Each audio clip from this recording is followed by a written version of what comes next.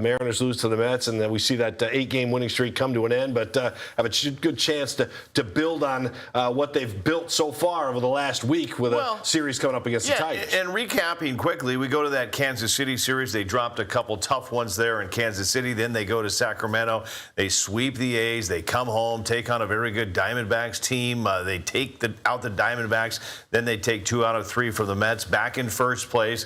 Things are trending in the right direction. Cal Raleigh begins his rehab assignment on Sunday with Everett. And if you have played, coached, or watched enough baseball like I have over the years, you know bad games are going to happen. You get unlucky once in a while. Balls are going to bounce off of bags.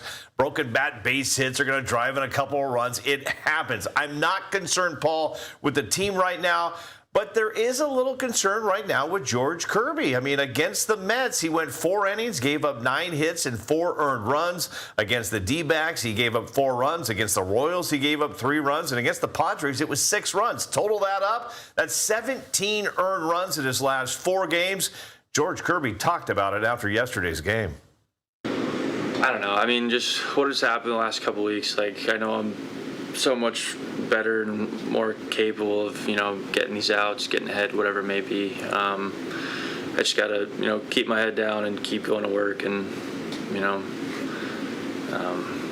keep up with my mental stuff, all that, good stuff during the week, and, just keep believing in my stuff, and,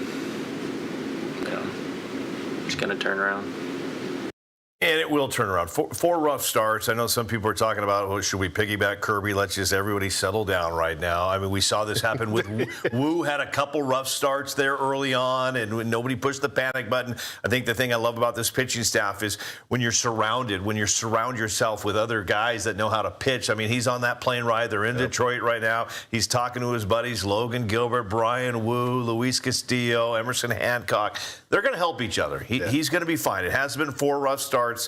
He needs to do better at getting first pitch strikes, but he'll be okay. Yeah, Kirby. One thing about Kirby is he doesn't walk a whole lot of guys. It's a rarity to see him put a guy on base for free. But they've talked about this a lot, even throughout spring training, as you just alluded to, Chris. They lean on each other, and while there's competition among pitchers, and iron sharpens iron, we say that a lot. You hear that a lot in professional sports. But these guys pick each other's brains and they help each other out. So the next time they go out on the mound, they make some changes and make the necessary adjustments. J.P. Crawford is a guy who's certainly made some adjustments. He has been red hot at the plate. Crawford, over the last 2 weeks, just getting after it. 13 for 49. It's a 265 average. But he's hitting some power there, Chris. 4 home runs, 7 RBI, 7 runs, slugging percentage, .531. I mean, we're not used to – listen, watching Crawford over the last couple of years, we've always expected him to be great at defense at shortstop. He's made some great plays defensively. And now we're seeing his bat come around, and he is just swatting the ball, and it's fun to watch. Well, it's fun to watch. It makes his team dangerous when your leadoff hitter comes out there and does what he's been doing.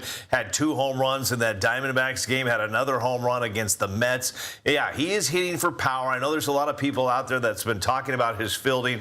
Perry Hill is going to have everything situated. They're going to be just fine in the infield. We could see Paul. We possibly could see Colt Emerson moving to shortstop. That could happen on this road trip. We don't know whether they put JP over at third base. But here's one thing we do know. You need that man in your lineup right now. You need that bat. You need that leadership. I mean, that is a future Mariners Hall of Famer we're looking at right there. You need him in the lineup, and right now he is delivering.